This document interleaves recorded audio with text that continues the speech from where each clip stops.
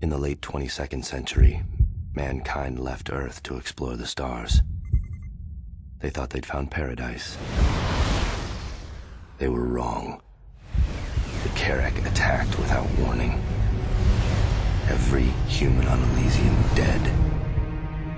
But it wasn't enough.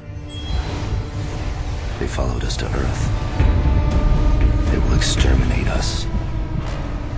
The entire human race.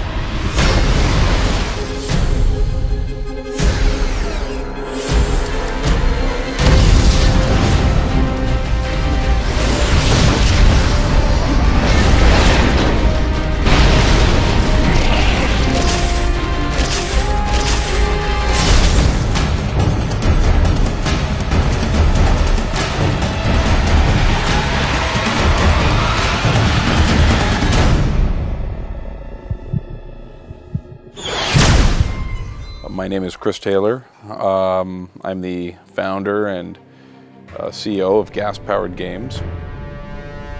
Space Siege is action, dilemma, popcorn. Because like a good popcorn movie, a movie that doesn't take itself too seriously, but that's a lot of fun. It's highly entertaining, and you get lots of laughs, and that's what I think Space Siege is. And I think people who play it are going to wish that there was another Space Siege game to play right after that. The first thing that we really wanted to do was take the Dungeon Siege, the idea of creating another game in space first. We didn't know that it was a Dungeon Siege game so much as we wanted to create an RPG action, an action game in space with RPG elements. That was kind of our feeling. Then we started to wrap our brain around the idea of, wouldn't it be great if we could tell a story, something with depth?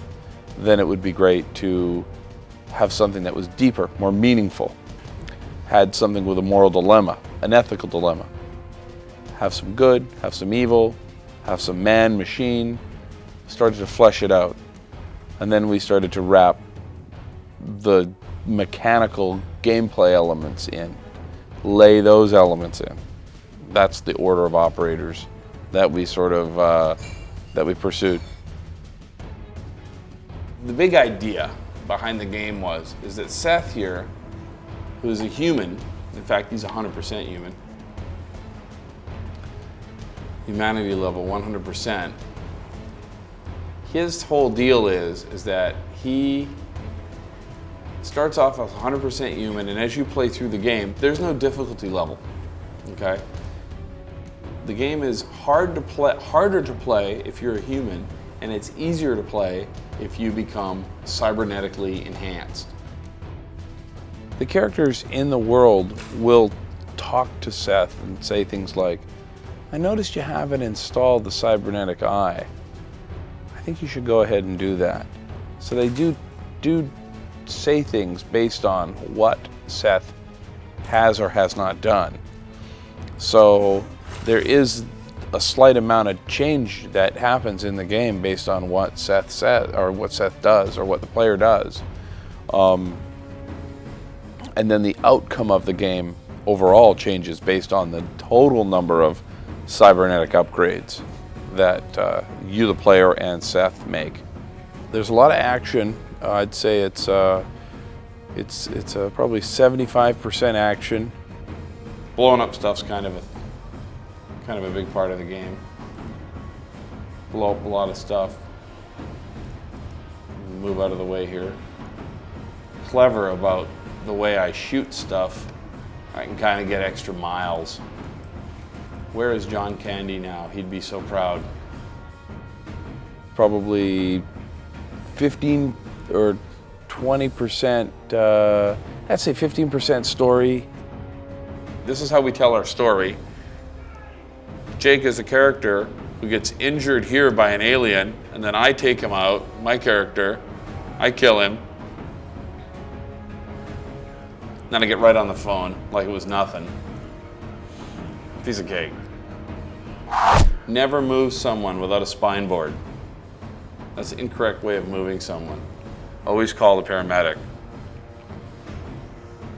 and 10% RPG, depth. It's really not about role-playing, because we're telling you a story, but it's most like an action role-playing game. It's really more like a first-person shooter that you play like an action role-playing game. We got a full multiplayer mode. You can play on a LAN, you can play on GPGnet, jump in with your friends. You with 2-3 of your friends can go in, and it's fully cooperative, which is great because it means you're not having to compete. You've got this nice, it's